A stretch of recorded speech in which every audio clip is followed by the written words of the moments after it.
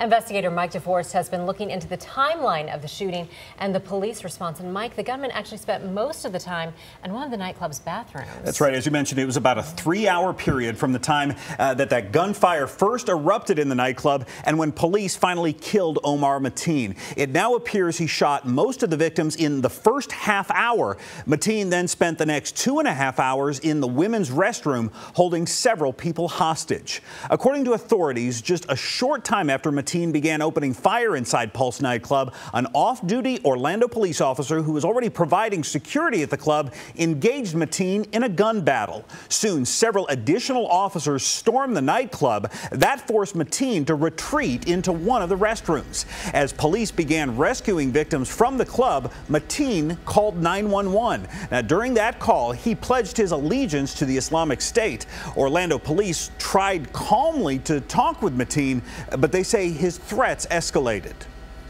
The scene had stabilized. It was a barricaded hostage situation at that time. We were negotiating with him, and there were talk of bombs and explosives. Now, when that talk became a crisis for us was when we knew there would be an imminent loss of life and imminent thing that made us have to make that decision and go in. Using an armored vehicle like this one and explosives, the SWAT team was able to blow a large hole in the restroom's rear wall. Several victims climbed out of that hole, and so did the gunman, who once again began exchanging fire with police. That's when officers finally shot and killed Mateen.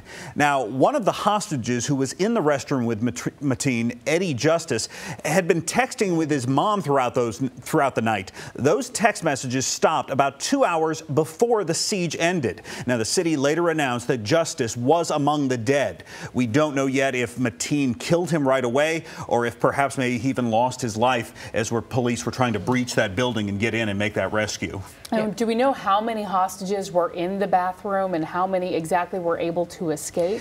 In the actual women's restroom with Mateen, police said they thought about 4 or 5. Now, you can imagine it was a very difficult decision for police to try to even get in there because they knew there could be a risk to those people inside the hostages if police tried to blow through that wall. But apparently it sounds like in the phone conversations with the gunman, they felt that the possibility of him blowing up the building, explosives, was just too great, and they said they had to make the decision, and they agreed with their decision to penetrate that building right there in the back. Yeah, you know, I talked with the police chief just a little while ago at City Hall, and he tells me one of the reasons they knew they had to get in there is because not just explosives, but he was talking about explosive vests on some of the people in the club, and he said that's when he knew that this person was not reasonable and they could not talk to him any further. They gave him 3 hours, and then they finally made their way in. Unbelievable.